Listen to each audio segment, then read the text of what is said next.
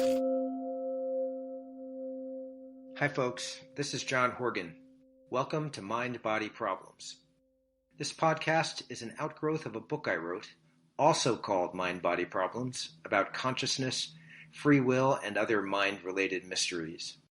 You can read the book for free online at mindbodyproblems.com, or you can buy an ebook or paperback from Amazon. On this podcast, I talk to subjects of my book and other mind-body thinkers. In this particular episode, I talked to Bernardo Kastrup, a computer scientist and philosopher who thinks materialism is wrong-headed. I hope you enjoy the conversation.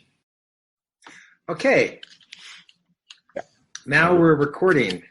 I wish I'd recorded what we were just talking about. I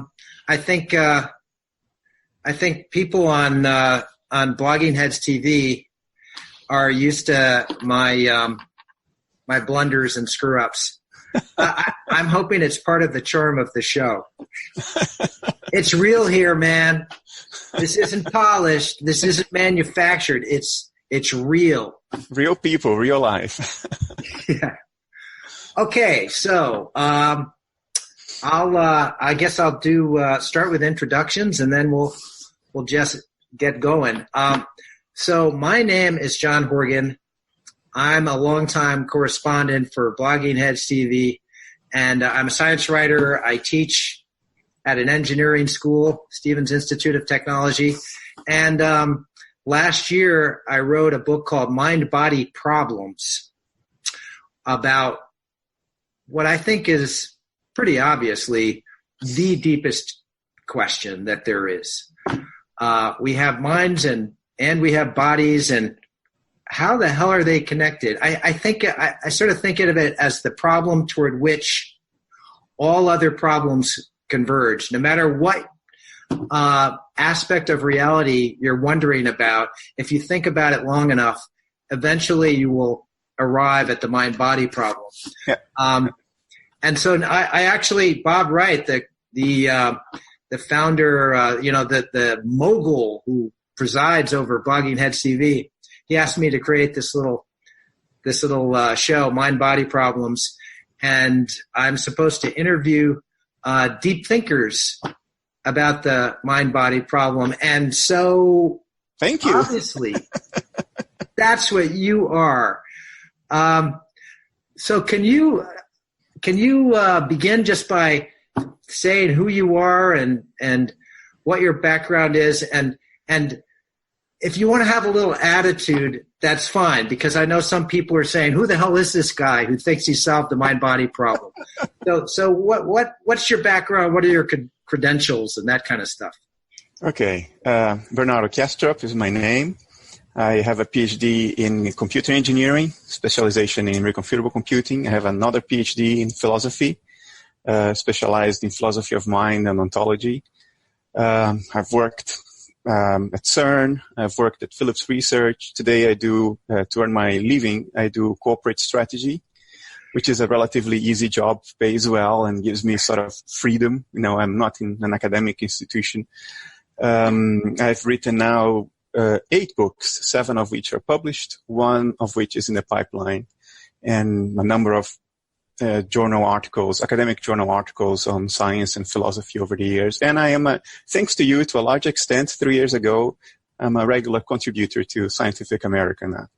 Yeah, I know. It's every time, I know whenever one of your articles has been published, because it immediately shoots to the top of the most read list. And there's a lot of discussion, and people write to me and say, hey, did you see that latest thing by Bernardo? So I guess you and I met in the fall of 2016 at Sages and Scientists, this conference put on by Deepak Chopra. And I'm not a scientist, so I guess that makes me a sage. I guess so too, yeah. And we hit it off. And you had this idea that this way of looking at the mind-body problem that I found really striking, and I'm still coming to terms with it. We have talked about it. We talked about it a lot then. We also talked about it at a meeting. I guess it was last year in Switzerland. Yeah. And so I was hoping you could explain it. And by the way, you have this new book out, and I know you're going to tell us some of the things that are in the book, called "The Idea of the World," which is, I'd say, a pretty sober description of or label for your view of the mind-body problem. My personal favorite of your books, at least as far as the title goes, is "Why Materialism is Baloney." That was a provocative one. Yeah. I think that might be my favorite all-time title for a book of very serious philosophy. It is still my bestseller. The Idea of the World is coming close, but Why Materialism is Baloney is still my bestseller. Yeah, people know what, I mean, they know what they're in for with a title like that. But so I wonder if you can give us a brief description of your idea, after which I want to get a little biography from you, and then we'll come back and talk about your idea in greater depth. But first, let's say you're on a morning TV show here in the United States. Your book has become a giant bestseller, and you have to describe to one of these TV hosts who's slathered in makeup, and you're there in the studio, and you've got like a minute to describe your theory. Okay. What would I say? Yeah. I don't think there is a real mind-body problem. I don't think there is a real hard problem of consciousness. I think these are, we corner ourselves conceptually into an impossible situation, but it only exists in our intellect. The origin of this problem is when we conceptualize this ontological category we call matter, which is supposed to be outside and independent of mind, which of course is an abstraction of mind. This idea of matter, it's an explanatory abstraction. We postulate it to explain the regularities of experience, the fact that I can't change the universe by an act of volition, that we seem to be separate minds inhabiting the same planet. So we come up with that explanatory abstraction in mind, and then we try to reduce mind to an abstraction of mind. That's never going to work. It's like chasing our tails at light speed. I think what nature is telling us is that, look, from the inside, I feel who I am. There is something it is like to be me. From the outside, that thing that I am looks like a body, a physical body.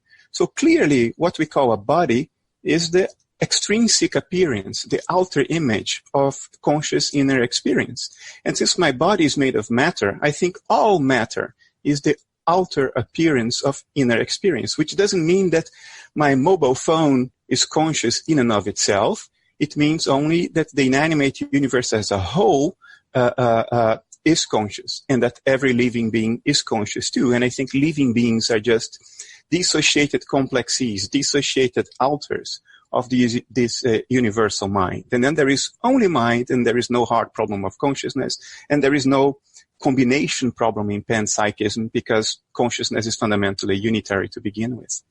And this is not a novel idea. In fact, it's an idea with deep philosophical roots, right? This is something that Bishop Berkeley. Yeah, Bishop Berkeley. I always want to say Berkeley, but it's pronounced Berkeley. And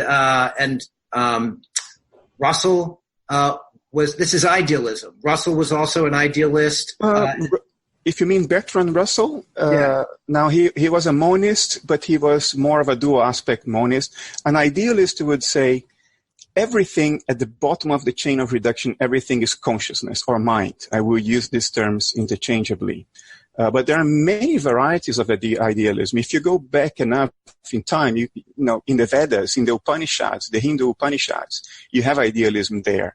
And then, of course, you have Berkeley, which was a subjective idealist. He thought that the qualities of our perception, the world we see in perception, is itself irreducible. I disagree with that. I think there are what Kant called noumena. There is something out there beyond me as an individual. In other words, outside me as an alter of universal consciousness. But that something out there is itself experiential. It is itself a set of mental processes which appear on the screen of my perception as the physical world. The person, I think, the philosopher back in history that would come closest to my position, I think, is Arthur Schopenhauer. The problem of Schopenhauer is that there isn't consensus about how to interpret him, and I wrote a book about that, which will come out next year. I think Schopenhauer was outright an idealist, both a subjective idealist and an objective idealist. For Schopenhauer, what is out there is not the physical world. Physical world is just representation in our minds. What is really out there is what he called the will, which basically means a set of conscious volitional states. And I think he can be correctly interpreted like that. So you could almost see the 20th century, the modern era, as a divergence away from what was once maybe a dominant idea, a dominant way of looking at reality and of the mind-body problem? Yeah, I mean, if you go back, I mean, it is the shift that we see in the 20th century, the roots of it are in Darwinism, a move away from any sort of view of nature as something, as a result of something transcendent, some God or some divinity. And unfortunately, or fortunately, I don't know, idealism has historically been associated with religion. Certainly in the East, Bishop Berkeley himself was a priest, as we know. Hegelian idealism, Hegel, in the late 18th and early 19th century, was the philosophy that was adopted by a number of Protestant churches in Europe. So there is this connection. And when we took a curve away from religion and spirituality late in the 19th century, Nietzsche declaring that God is dead and so on, then we joined that with logical positivism, and that philosophical sort of current, which is not very old, it's a century and something old, still echoing today. But since the turn of the 21st century, things seem to be changing again. I mean, since early this century, there are open conversations about different forms of panpsychism. There is cosmopsychism now, which is just, a new name for idealism. So the discussion is opening up again. Yeah, I have seen evidence of that at the meetings I've been at with you at the Deepak Chopra meeting, because I'd say he's an idealist. And by the way, he was, I also talked to him on this show. And at that meeting, I knew that he had this very sort of traditional spiritual view of reality, in which mind is fundamental. But I was surprised that there were also these scientists from fancy institutions who were saying something, if not identical, were certainly challenging conventional materialism. So there's you, and then there were several other people. Hoffman. Yeah. So you're right. I find it very striking. I just want to go back to what you just said about the association of idealism with religion traditionally. Is that here's where maybe I can get into your biography. Were you religious? Were you raised in a religious family? What's your own spiritual background, if any? My father was pretty much a rationalist, interested in science. He was an architect, but he had a subscription to Scientific American. Oh. And he was a hobbyist. He used to build electronic circuits, model airplanes, radio control. So all these engineering, science-oriented things. He had astronomy magazines. So I carried that background from him, shaped me very early. My mother is Catholic. practicing to some extent, but she never really tried to push me in that direction. I didn't go to Sunday school. I was baptized, but not confirmed. I didn't have to go to Mass, which I didn't when I was a kid. But still, the fact that she is Catholic, there were some images at home, a crucifix and an image of the Virgin Mary. So that is familiar to me. In a way that only when you're exposed to it as a child, it can be really familiar to you. But I went to university, I was 17 years old, and that just fell out of my life. I was too busy with science, technology, finding it extraordinary and amazing. And my first job out of the university was to go to work at CERN, which is a kind of the cathedral of physics. And only much later, already in my 30s, once I really started refining my personal views of the nature of reality, only then that I realized that, hey, there is an association here with religious mythology. They just cannot be interpreted literally, otherwise, it's just absurd. But if you interpret them with more depth, then there's clearly a resonance there.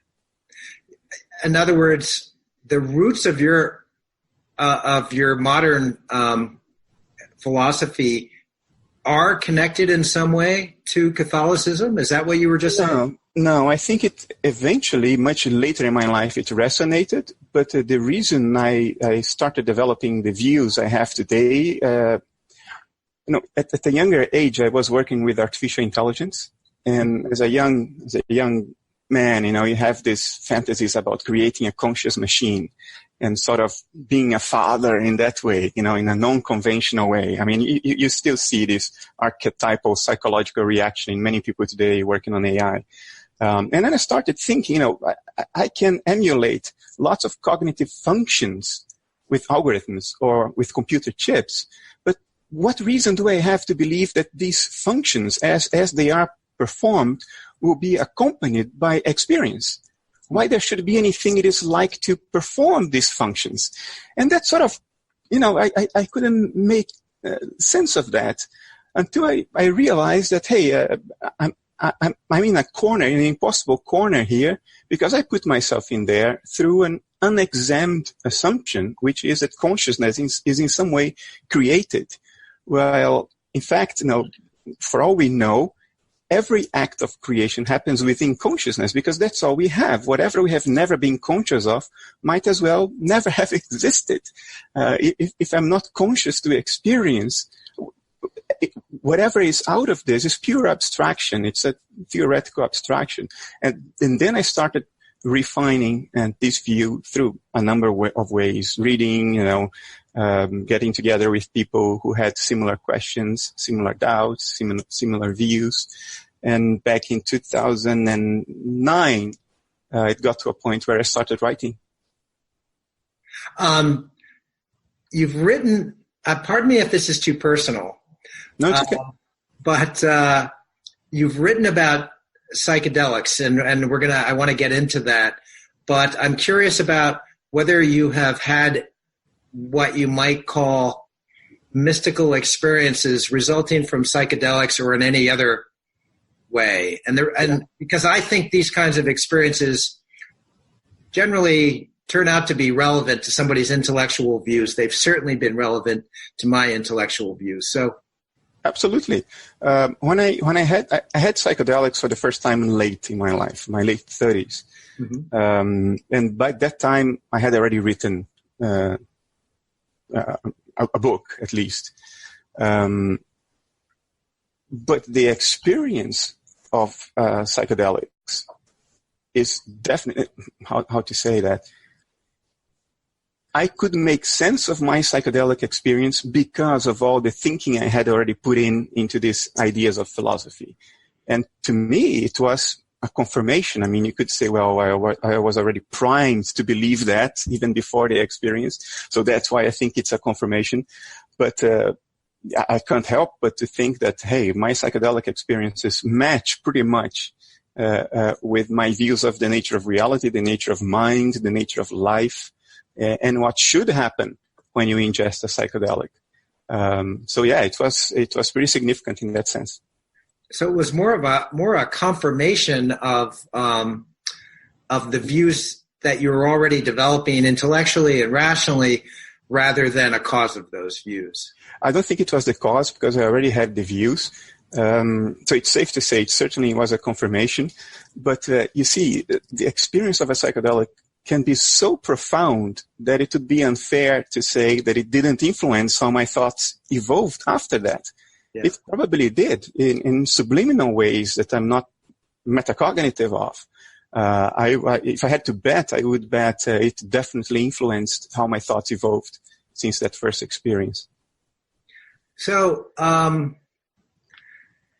there's so many questions I could ask you. One is, what does your theory imply about God? God seems to me to be the concept of God as a kind of intelligence. So I was raised Catholic as well. And I think of God, what I was taught when I was a kid, as as a cosmic consciousness, an intelligence pervading all of reality. It's omniscient, it's omnipotent, all of that stuff, but it's a mind. And so what does your mind-body philosophy imply about the existence of God? Is it compatible with ideas of God? I would, based on my understanding of the word God, I would say it definitely is. But of course, this is probably the most loaded word in the history of humankind. So if you say that, you don't know how people will understand you, because they all have a different understanding of what God means. But you gave a nice introduction. If God is omniscient, conscious of all, then I think it is compatible, because the root of what I'm saying is that everything can be reduced to a universal consciousness. That is my reduction base. I explain everything in terms of a universal consciousness, even my own limited personal consciousness, yours, the inanimate world, and all life. And then, would it be fair to call that universal consciousness God? I think it would. It's all-encompassing. It's omniscient. But then you used another word, it's intelligent, which seems to hint at premeditation, rational thinking, self-reflection, metacognition. Then those features are I don't think are necessary for mind at large, for universal consciousness. I think self-reflection, the ability to turn the contents of your mind into objects of thought, in other words, to think about your own thoughts, to know that you experience. And that comes in addition to experiencing itself. Not only your experience, you know that you experience. If you can do that, then you can plan, you can be deliberate about the choices you make. I think that feature has evolved through life, through human beings, as far as we know, are the only example of mental complexes that can self-reflect, that are conscious at a metacognitive level, and therefore can plan, can deliberate. I don't think the mind behind the inanimate universe as a whole, I don't think that mind or that consciousness is necessarily deliberate. Actually, I don't think it is deliberate. I don't think it has planned this. I think a word that would be more fair would be, it is instinctual. And that's why the laws of physics are so predictable, so stable. A crocodile is very predictable because it's not a self-reflective being. It's instinctive. And once you figure out the patterns and regularities of its instinctive reactions, you know exactly what it's going to do.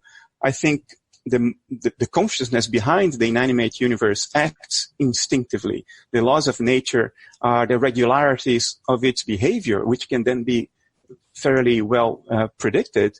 And we are just dissociated segments, dissociated alters of this universal consciousness, all life. And within the alters, evolution has led to self-reflection, to the ability to metacognize and be deliberate and make choices. In other words, to supplant our instinctual drives. I'm not driven purely by instinct, although I certainly have them.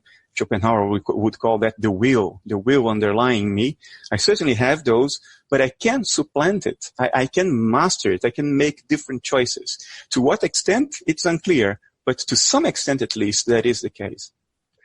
So, all right, I think you have distinguished yourself from conventional religious conceptions of the world, because it seems to me an essential feature of God and the great monotheisms that he, it, whatever, has a plan, has a purpose, which is spelled out in various holy scriptures. And generally the purpose is, he wants us to behave in a certain way, worship him or whatever, and then we get various rewards. Yeah. So your philosophy has nothing like that.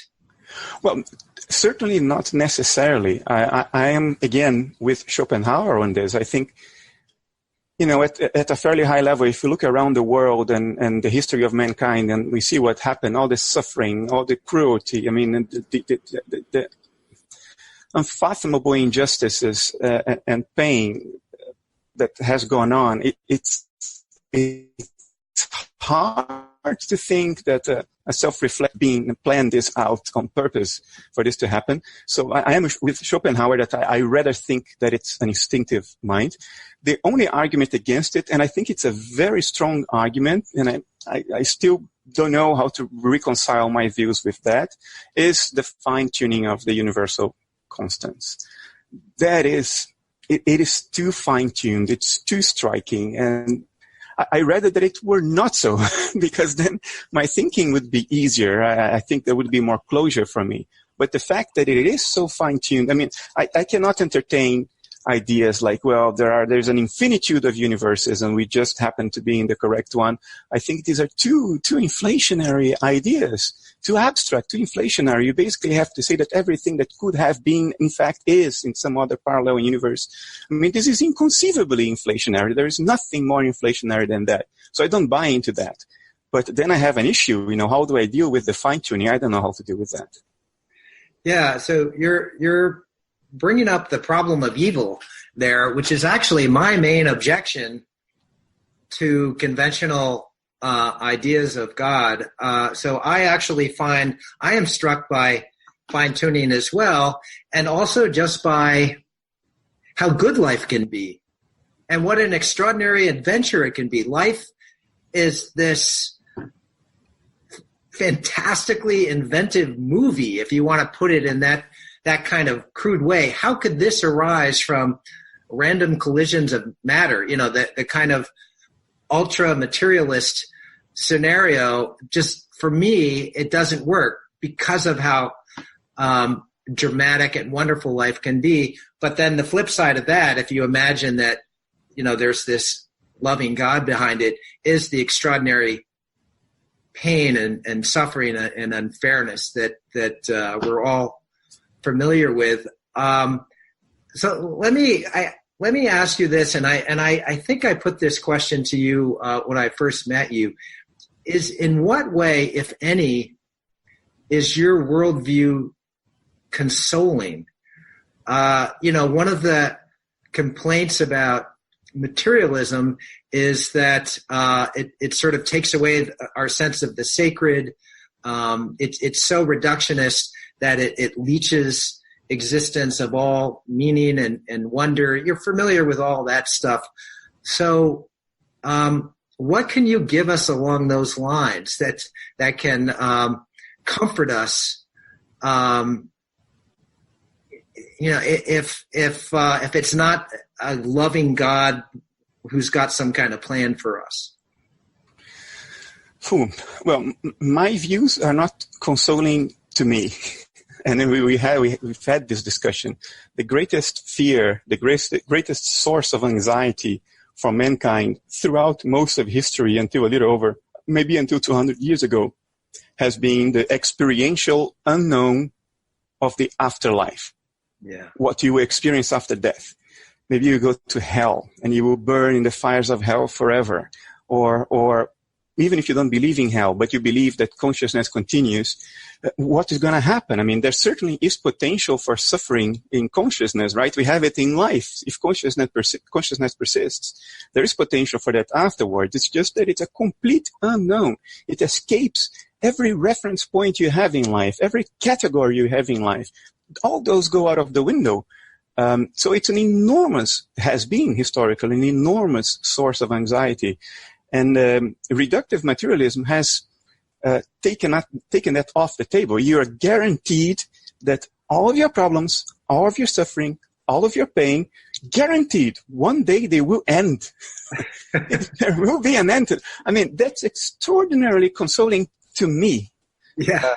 Right. So, but because of the insoluble problems of materialism, the hard problem of consciousness and everything that comes with it, I don't believe in that tale anymore. It is a consoling fantasy, but I can't buy it. I'm too committed to what I truly believe is true as opposed to what I think is comforting to me. So my worldview entails that, okay, if I am a dissociated segment of universal consciousness and life is the image of this dissociative process, then death is the image of the end of the dissociation. I will then reintegrate into the broader phenomenal space or the experiential space of universal consciousness. And then, is it going to be good or is it going to be bad? I have no idea. So that historical source of anxiety, to me, is very present. I have that anxiety. So I'm anxious about what happens after I die.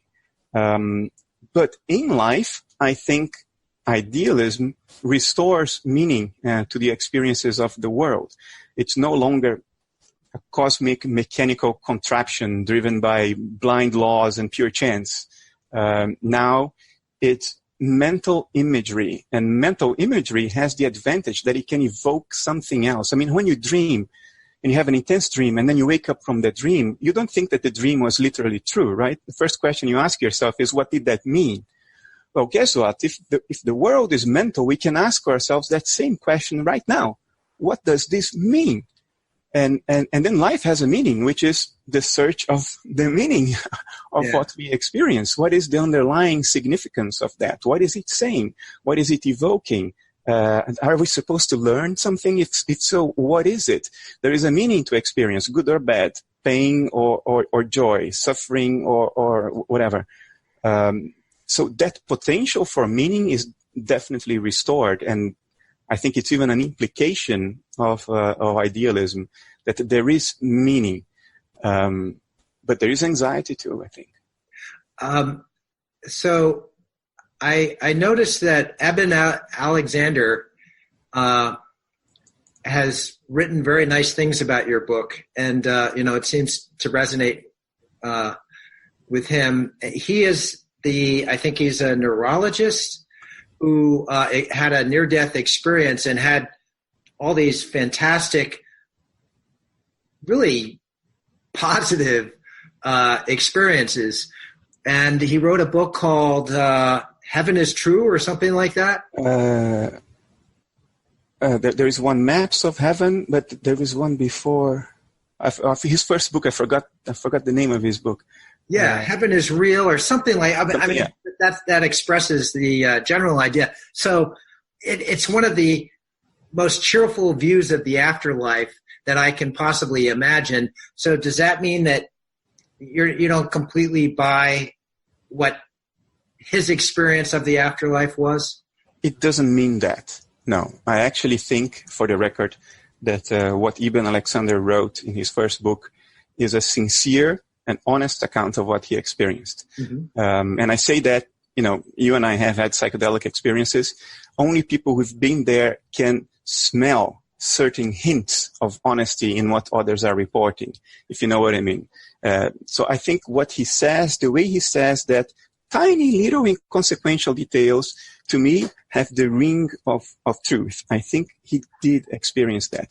But I don't think the afterlife is an objective reality, in the sense that it's absolute and we just go there and we perceive it. I think if all reality is mental, and this world is mental, then the afterlife is also mental, and it can acquiesce to maybe your expectations, your dispositions. It can change and transfigure itself as a function of what you bring to it, as a function of who you are, in what moment you are in the course of your experiential inner life, how you react to what you see, what you bring to the table. And I think it is that commerce between whatever is out there and whatever we bring to the table. It's that interference pattern, if you will, that will evoke the imagery and the experiences that we have. In the case of Eben, it started with a bad experience. He calls that the earthworm point of view, I think. A very constricted, experience with tones of brown and earth and decomposition and decay. That's how his near-death experience began. And then he goes to this other level, which is extraordinarily positive. I think his report is true as far as his experience is concerned, but I don't see any reason to think that I would have the exact same experience. Right. Because I am a different process in universal mind, and there will be a different kind of interaction with whatever is there, after the end of dissociation. There are reports of negative near-death experiences. They're not very talked about, but they are there. I think people in the non-duality circles would say, oh, yes, the experience will just mirror what you bring to it. But at the end of the day, you're always safe. It's just an experience. Your core subjectivity, that which experiences, is untouchable because it's the ground of all existence. And I think all of that is true. But, it's one thing to intellectually say, yeah, that must be true. And it's another thing now when you're confronted with the thing, whether you'll be able to stay so cool and so collected by telling yourself, oh, nothing can happen to me. All right. You've been using the term dissociation. I want to get you to spell this out a little more. You had a really provocative essay for Scientific American in which you talked about multiple personality disorder as a kind of model for understanding how your philosophy can play out in this world. So I wonder if you can expand on that a little bit. And by the way, I think so multiple personality disorder is an older term for something that is also called. Pardon me? Multiple personality disorder is the older term. The new term is a dissociative identity disorder. Yeah, right. Thank you. So what do you mean when you talk about multiple personality disorder as a kind of model for the world? Yeah. Okay, so the idea is to avoid insoluble problems in our philosophy of the world. So by saying that consciousness is fundamental and everything else can be explained in terms of consciousness, I avoid a hard problem. The hard problem is, how do you reduce consciousness? Well, guess what? I don't. I take it as primitive and I reduce everything else to consciousness. Now, is that consciousness you're reducing everything else to fundamentally fragmented? Like mine is totally separate from yours, totally separate from the cricket in my garden. If it is, and each cell in my brain has a tiny little bit of consciousness of its own, and they come together to form my consciousness as a unitary human being, how do those little consciousnesses combine? That's called the combination problem. And there are very good reasons to believe it's as insoluble as the hard problem. So then to avoid this problem too, we say, okay, we reduce everything to consciousness, and there is only one consciousness. So we don't need to combine it. It's already combined, so to say. But then we have the decombination problem. If it's all in one consciousness, how come I can't read your thoughts? And you presumably cannot read mine. How come I don't know what's happening right now in a far corner of the galaxy of Andromeda? Because this whole thing is in one mind. That is what one has to explain. And guess what? Empirically, nature already provided us with the hints. People with dissociative identity disorder have these multiple concurrently conscious centers of awareness, or the multiple personalities. Technically, they are called alters. And for decades, there was doubt. Is this really real? Does this really happen? Aren't these people just confabulating this to get attention? But in the last 10 years, there have been several neuroimaging studies that objectively confirmed the reality of dissociative identity disorder. For instance, there was a study in Germany in 2015, a woman with several alters, some of which claimed to be blind. And when an alter was in control of the body that claimed to be blind, there was no activity in the visual cortex. And when an alter that was sighted assumed control of the body, boom, that activity popped again. And there are studies with fMRIs that allow you to identify those dissociative processes. So I think that is the answer. And nature is giving us very clear empirical reasons to say there is a process in nature, even if we don't understand it very well. There is certainly a process in nature through which what is otherwise a unitary mental space can break itself up, apparently, into multiple disjoint centers of awareness. Even if we don't understand very well analytically what that is, I think we have some understanding, but not complete. Empirically, we know it exists. And then what I do is, okay, if that exists, parsimoniously, I would take that and I'll extrapolate that to the whole of the universe. And I would say that life, living organisms, are just the appearance, as somebody would measure on an fMRI scanner, but now we are inside the brain of the universe. We don't need a scanner. They are just the appearance of these dissociative processes in universal consciousness. That's what life is. Okay, so I think I might have mentioned this to you when we first met, but I had a psychedelic trip back in 1981. You told me. During which I became the one consciousness that there is, and I became the singularity. If you imagine the whole universe has been turned into one giant computer, and it was really great for a while. I just thought I can do anything I want. I felt omnipotent. And for a while I just thought I'm going to feel as much pleasure as it's possible to feel. And then I thought, okay, I'm going to try to figure out where I came from, what my own existence is. And then I started getting really disturbed. And I realized that there was no answer beyond me. I was all that there was. And I started being worried about my own omnipotence. I started thinking, what if I just imagine that I don't exist anymore? Then that will happen. And I became afraid of killing myself. And at that point, it was a little murky. I was trying to reconstruct this all, in the days and weeks afterwards. I was in this trance state when this all happened. I became convinced that the world we live in is that is created by this God that was freaking out and didn't want to be confronted with his own divinity, and so shattered into infinite altars that didn't know their own origin. And so so your multiple personality disorder idea seems, normally I can't talk to people about this experience that I had because they think I'm fucking crazy. And so whenever I have met people who have sort of ideas that are in the same ballpark, it makes me feel really good. And I get kind of excited. And there are hints of this in Gnosticism and the Kabbalah and some other theologies in which something is wrong with God. God is disturbed in some way. I guess maybe the difference between us is that I felt that I was crazy, and that I had to move on in my life. This is something that I felt viscerally. I had an experience of it, and it was very disrupting to my life.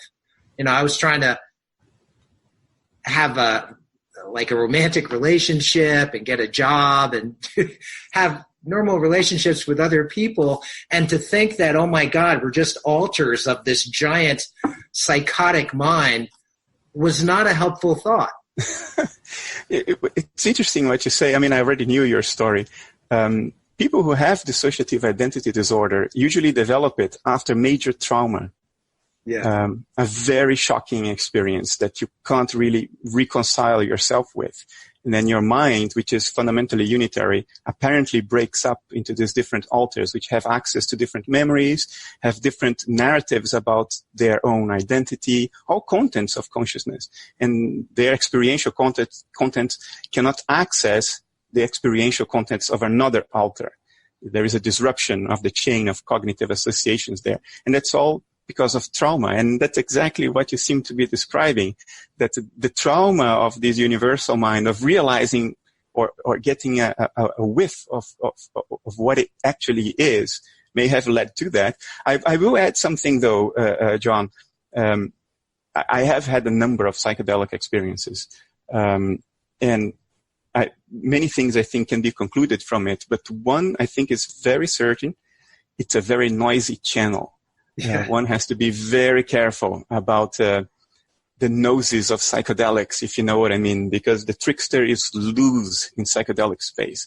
One day I will write a book about how the foremost and perhaps the only disposition of mind, not my mind, your mind, but mind as an ontological category, the foremost disposition of mind is to cheat itself, is to deceive itself. So I go as far as to say that everything is in mind. I think that's the most certain thing we can say about the nature of self, the world, existence. It is all a play in mind. But after that, what you're going to build on top of it, what is mind exactly doing? How does it work? What's the structure? With that.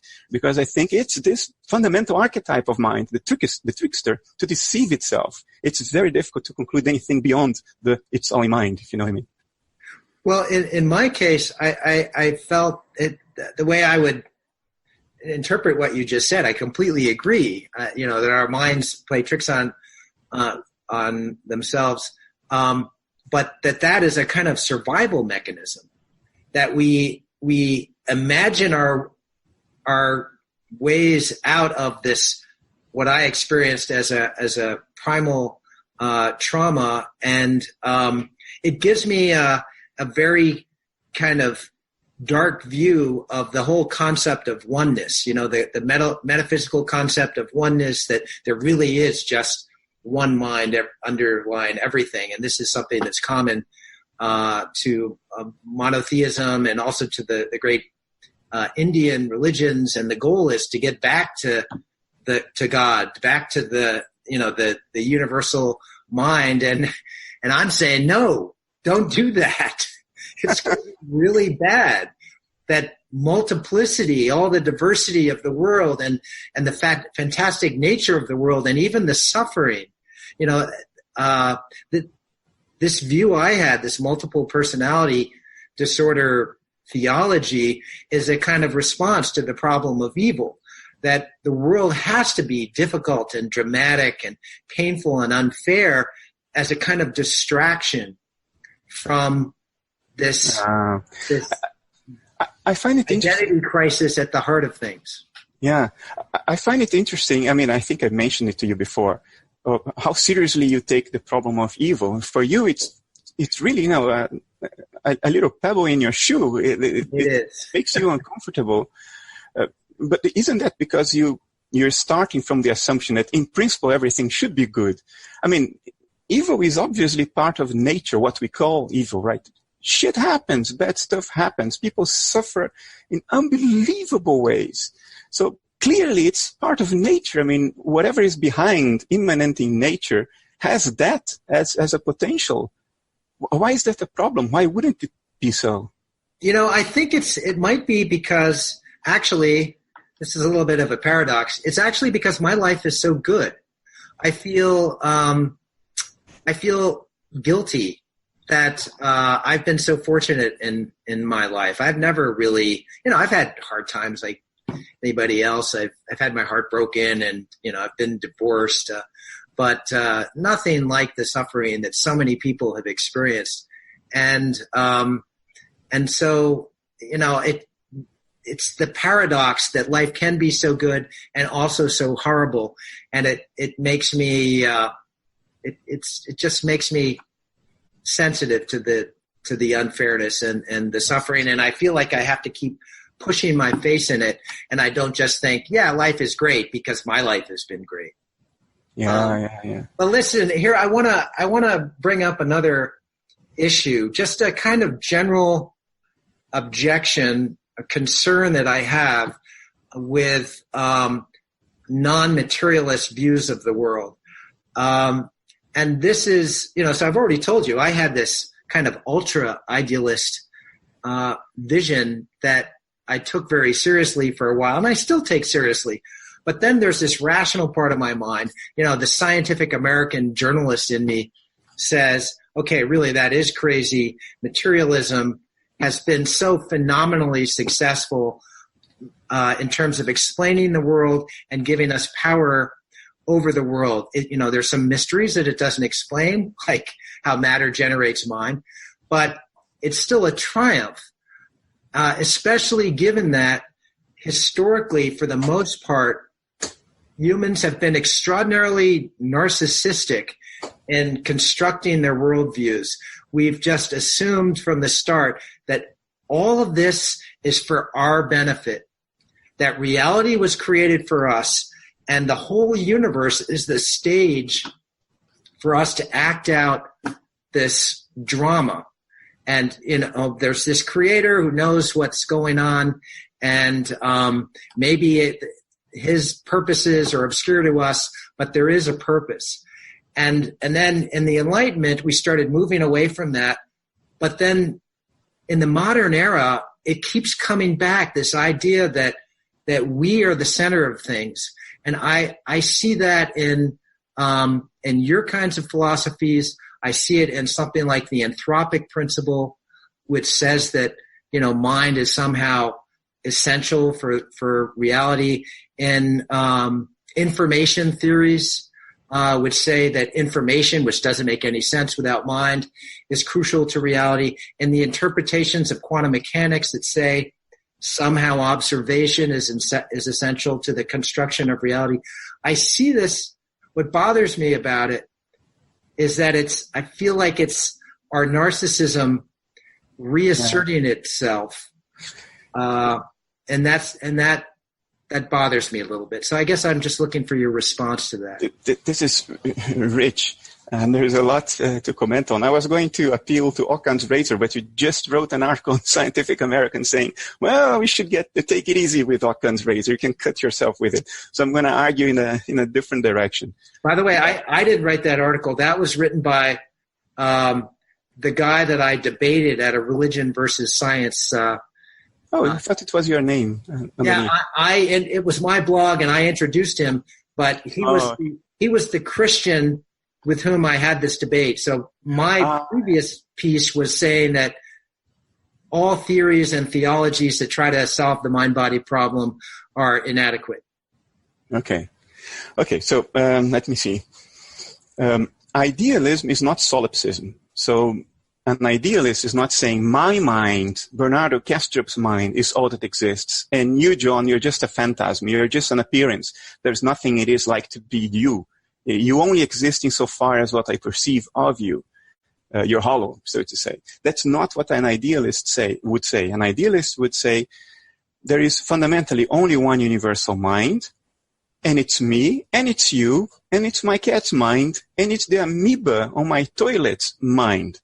On my toilet. It's the amoeba's mind as well. So it's not really an anthropocentric view insofar as it basically says that there is only one basic subjectivity, and that's the subjectivity that underlies everybody's mind or everything's mind that has a mind, every living creature.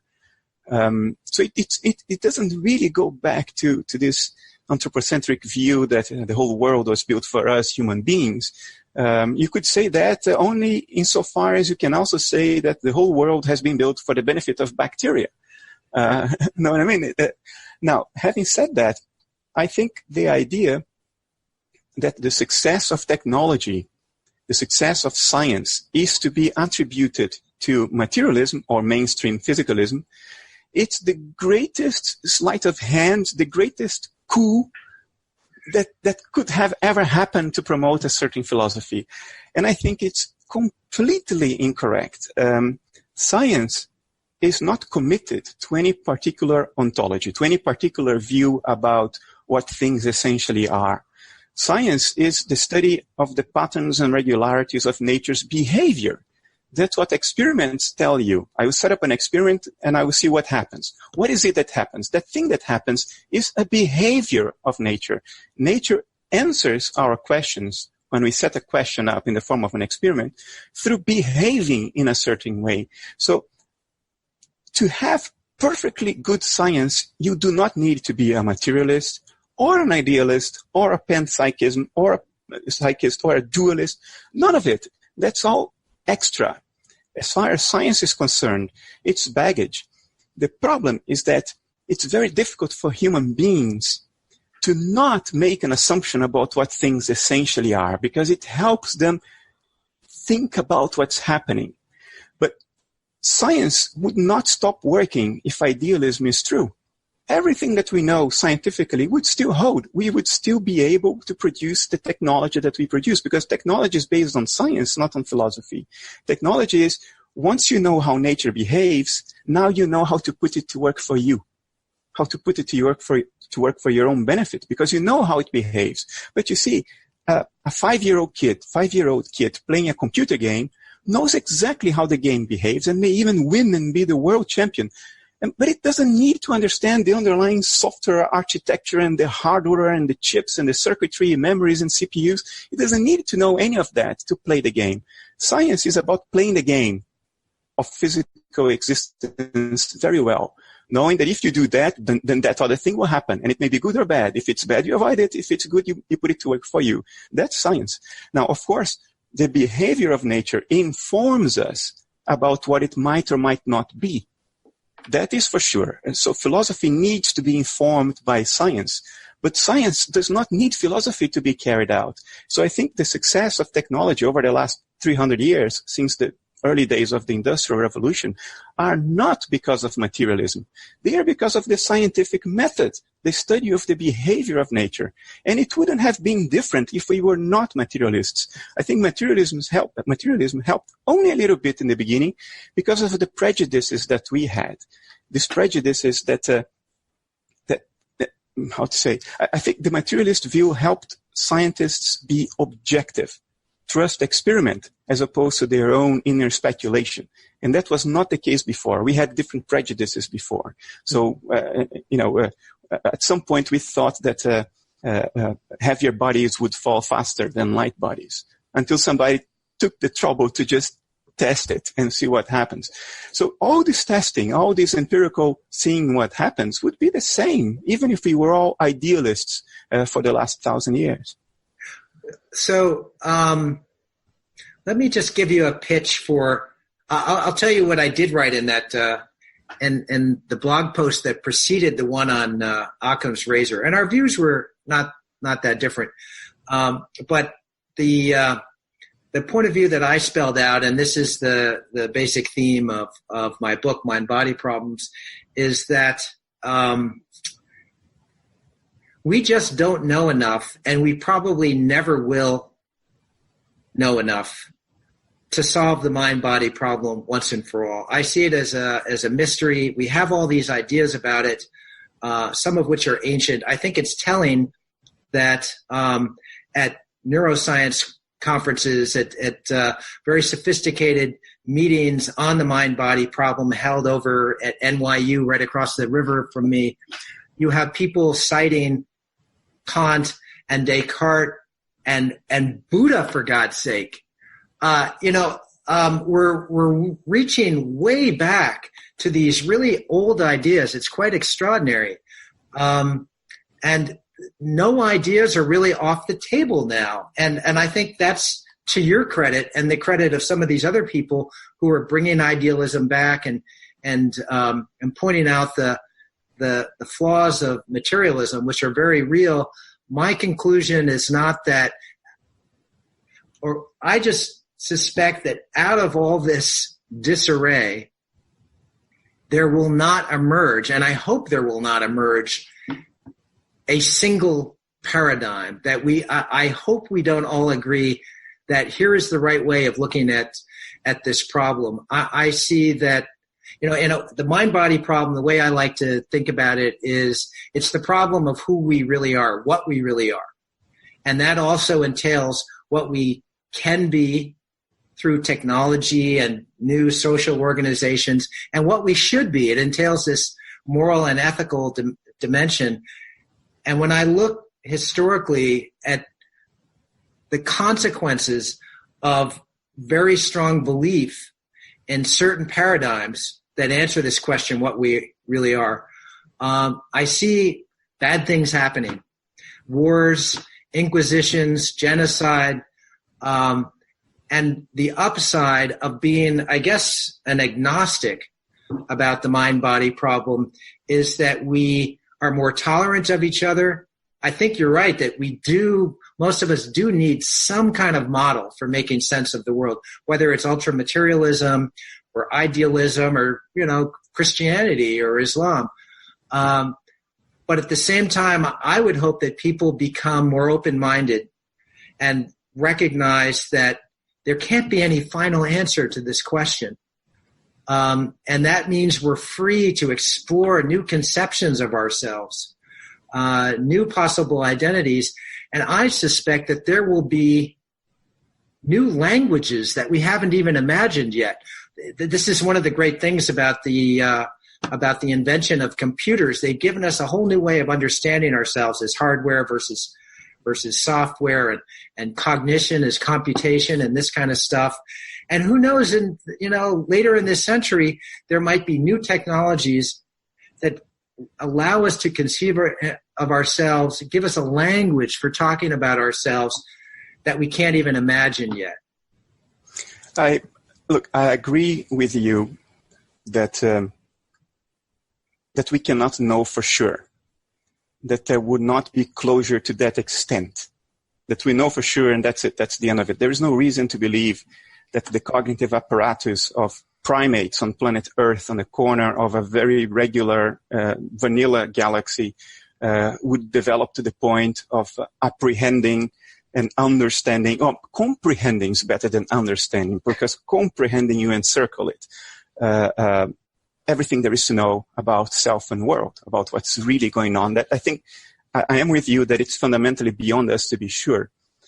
But I do think that on the basis of what we know, in terms of our logic, our values, parsimony is better than inflationary hypothesis and Horgan's razor, and on the basis of the empirical evidence that we have accumulated thus far, on the basis of all this, I think there are such things as better hypothesis and worse hypothesis. And the problem is that there is always, behind any culture, any civilization, there is always the working hypothesis. And it is the working hypothesis that sets the tone for how people think and how people live. I mean, in the West, we live in a society of rampant consumerism. I mean, we are so immersed in this consumerism that we lost the ability to be shocked about it. We've lost the ability to see how inconceivable this is. I mean, each one of us lives in a way that only kings would have lived only 500 years ago, or even 400 years ago. And why is that so? Because, if the working hypothesis of a culture, that subliminal thing, that even if you say, I don't agree with it, I'm a Christian, I'm a dualist, underneath that layer of your mind that's telling you that, there's another layer, and that layer, that's what you really believe in, is telling itself matter is all that exists, so the only game in town is to accumulate objects as fast as I can, as much as I can, because at the end of the day I'm dead and then nothing will matter anyway. I mean, this is the operating system we are running on as a culture, even if not individually. And even the people who think that they don't buy into this story behave as if they did, because in a subliminal layer of mind, that's the operating system. That's the little demon running in there.